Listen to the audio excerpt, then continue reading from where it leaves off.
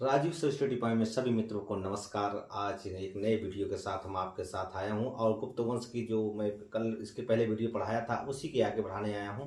आज देखा जाए तो सबसे बड़ी बात है कि गुप्त वंश के संस्थापक किसे माने जाते हैं। दोस्त, गुप्त वंश के जो संस्थापक हैं वो श्री गुप्त हैं। आप देख सकते हैं मित्र, तो देखा जाए गुप्त वंश के जो संस्थापक हैं वो कौन है? श्री गुप्त हैं। देखिए श्री गुप्त जो है, ये पहले हमने कल ही इसकी पहले वीडियो बताया कि गुप्त किसके सामंत थे? कुषाणों के सामंत थे। ये कुषाणों के सामंत थे और वहीं देखा जाए तो ये धीरे धीरे अपने कब्जे कर लिए और साथ साथ देखा जाए तो इन्होंने श्री गुप्त ने क्या किया? महाराज की उपाधि धारण किया। किसकी उपाधि धारण किया मित्र? महाराज की उपाधि धारण। इनका यही विशेषता है। ये मतलब कुल मिलाकर देखा जाए 275 ईसा पूर्व में 275 ईस्वी में ये राजा बन जाते हैं और राजा बनने के बाद ये महाराज की उपाधि धारण करते हैं मित्र। दूसरी बात बता दूं, इन्हीं का पुत्र है घटोत्कच। घटोत्कच भी क्या करता है? ये महाराज की उपाधि धारण करता है। क्या करता है? महाराज की उपाधि धारण करता है। और कुल मिलाकर देखा जाए तो श्री गुप्त और घटोत्कच दोनों महाराज की उपाधि धारण करते हैं दोस्त। उसके बाद आ जाते हैं, अगला शासक है चंद्रगुप्त प्रथम। देखिए चंद्रगुप्त प्रथम जो है, इनका शासन काल की हम बात कर लें तो शासन काल जरा ध्यान दीजिए। इनका जो शासन काल है 319 से 335 ईस्वी है और चंद्रगुप्त प्रथम की हम बात कर रहे हैं तो देखा जाए तो ये मतलब गुप्त वंश का वास्तविक संस्थापक कहा जाता है। क्या कहा जाता है?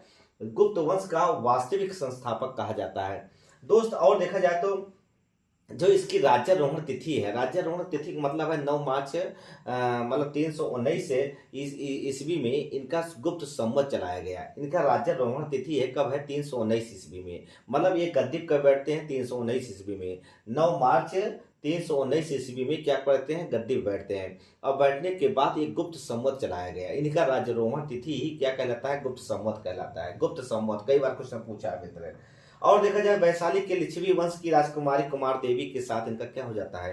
लिच्छवी के राजकुमारी कुमार देवी के साथ इनका विवाह हो जाता है।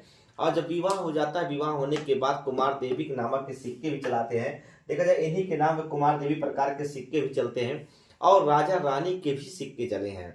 ये कई बार क्वेश्चन पूछा है कि राजा रानी के सिक्के चलाने वाला शासक कौन है? तो यही है, चंद्रगुप्त प्रथम है। इन्होंने राजा, एक तरफ राजा की आकृति, एक तरफ रानी की आकृति दोनों बनी हुई थी। तो राजा और रानी के जो सिक्के चलाए गए थे, कौन चलाया था? तो ये चंद्रगुप्त प्रथम जी चलाए थे। और ये सोने के सिक्के थे, मतलब आप ध्यान दीजिएगा, सोने का सिक्का जारी करने वाला। और सबसे बड़ी खासियत बात क्या है? चंद्रगुप्त प्रथम जो हमेशा क्वेश्चन में आता है, क्वेश्चन में यही आता है कि महाराज धीराज की उपाधि धारण करने वाला कौन व्यक्ति है? तो महाराज धीराज की उपाधि धारण करने वाला यही व्यक्ति है। इन्होंने, चंद्रगुप्त प्रथम ने महाराज धीराज की उपाधि धारण किया था। इसके दो पॉइंट अच्छे होते हैं। एक पहला पॉइंट क्या होता है? इन्होंने 319 ईस्वी में इनका राज्यारोहण तिथि होती है या वास्तविक संस्थापक कहलाता है। ये क्वेश्चन कहीं कहीं पूछ लेता है गुप्त वंश का, मतलब देखा जाए तो वास्तविक संस्थापक कौन है? तो चंद्रगुप्त प्रथम है। और इनका राज्यारोहण तिथि कितनी है? 319 ईस्वी है। और इन्होंने गुप्त संवत चलाया और इन्होंने कुमार देवी नामक सिक्के भी चलाए, राजा रानी प्रकार के सिक्के चलाए, सोने के सिक्के भी चलाए और महाराज धीराज की उपाधि धारण किया था मित्र। अब बात करते हैं, इसके बाद इनके मतलब मृत्यु होने के बाद आ जाते हैं इनके पुत्र आ जाते हैं। उनका पुत्र का नाम होता है मित्र, क्या नाम होता है? समुद्रगुप्त होता है। समुद्रगुप्त का शासन काल की हम बात करें 335 से 375 ईस्वी में। और ये कहा जाता है गुप्त वंश का सबसे महान शासक। महान का मतलब होता है कहीं ना कहीं ऐसा कार्य किए होंगे जो महानता प्राप्त हुई है। तो आप जरा ध्यान दीजिए, अगर गुप्त वंश की जानकारी, मतलब देखा जाए समुद्रगुप्त की जानकारी अगर हमको लेना है तो इलाहाबाद चले जाइए, प्रयाग प्रशस्ति। प्रयाग प्रशस्ति में देखा जाए तो सबसे पहली बात देखिए, प्रयाग प्रशस्ति के रचनाकार कौन है? हरिसेन है। प्रयाग प्रशस्ति के रचनाकार कौन है? हरिसेन जी हैं। तो ये मतलब देखा जाए समुद्रगुप्त के दरबारी कवि भी था और यही इसके रचनाकार भी थे। और उत्कीर्ण किसने कराया? तिलहट ने कराया था। तो ये जो स्तंभ लेख होते थे, ये स्तंभ लेखों का निर्माण करने वाला शासक कौन था? अशोक ने, सम्राट अशोक थे। पहले अशोक ने ही निर्माण कराया था स्तंभ लेख का। शिला लेख, गुहा लेख, स्तंभ लेख, ये सब उसी का है। तो देखा जाए अशोक ने प्रयाग प्रशस्ति में, कौशाम्बी में इसका लेख लिखवाया था। और अब इस समय वर्तमान की अगर हम बात कर ले तो इलाहाबाद किले में है ये स्तंभ लेख। ये स्तंभ लेख मैंने बताया था, ये देखिए स्तंभ लेख है।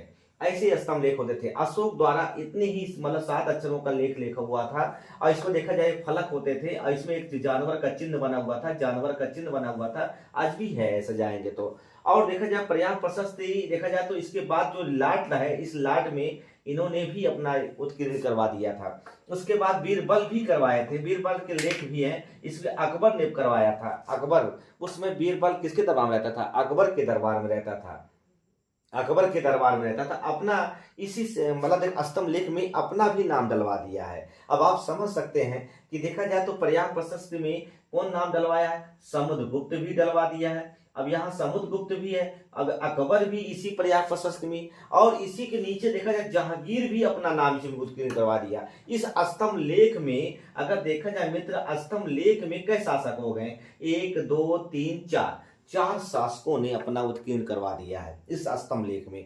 एक कहाँ है? इलाहाबाद में है। इलाहाबाद कहाँ है? प्रयाग में, मतलब सॉरी वहां किला के अंदर है। तो पहले कौशंबी था।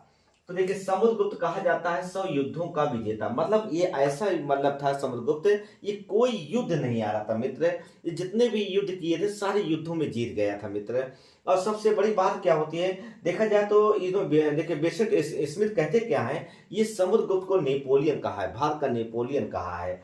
ये मतलब स्मिथ डॉक्टर स्मिथ कहते क्या है कि समुद्रगुप्त जो था ये भारत का नेपोलियन, ये कई बार क्वेश्चन पूछा है, भारत का नेपोलियन किसे कहा जाता है? समुद्रगुप्त को कहा जाता है। समुद्रगुप्त का उल्लेख सिक्कों पर भी मिलते हैं। 6 प्रकार के इन्होंने सिक्के जारी किए थे और सोने के सिक्के थे।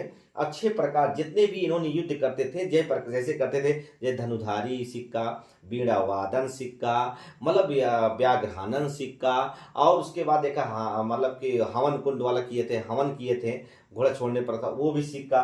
तो कुल मिला के 6 प्रकार के सिक्के जारी किए थे मित्र। तो ये छोटा सा मैंने वीडियो बनाया हूँ मित्र, अगर अच्छा लगे तो मित्र सब्सक्राइब और लाइक जरूर करिए, ताकि कल मैं समुद्रगुप्त को आगे बढ़ाऊं, पूरा गुप्त वंश आपको पढ़ा दूं मित्र।